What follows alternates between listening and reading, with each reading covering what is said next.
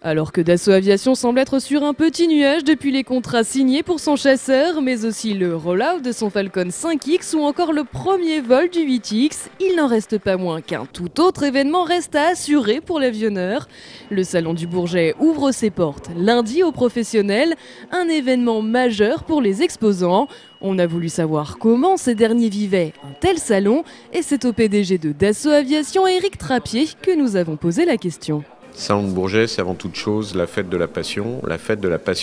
de l'aéronautique. Donc on le voit en particulier lors du week-end,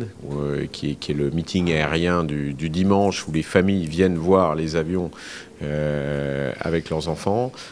Ça, c'est fondamental pour ressentir ce qu'est vraiment la passion aéronautique et cet amour des Français pour leurs avions depuis déjà un siècle.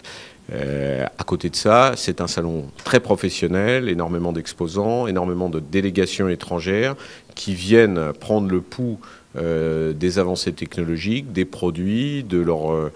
capacité à les vendre et comment, pour venir discuter avec les avionneurs, et nous en particulier Dassault Aviation aujourd'hui, dans le contexte de réussite du Rafale à l'exportation, après les réussites opérationnelles démontrées par nos armées et les réussites de développement démontrées par nos ingénieurs, on a acquis maintenant cette réussite du Rafale.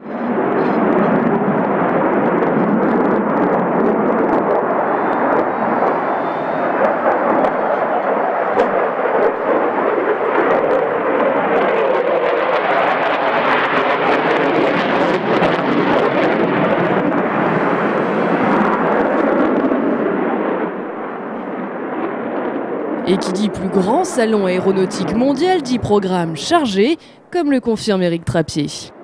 C'est une semaine marathon, à peu près courue au rythme du sprint, où il faut, entre le lundi matin, et cette année, le lundi matin sera marqué par la visite du président de la République, jusqu'au dimanche, qui est une journée plus familiale, plus décontractée,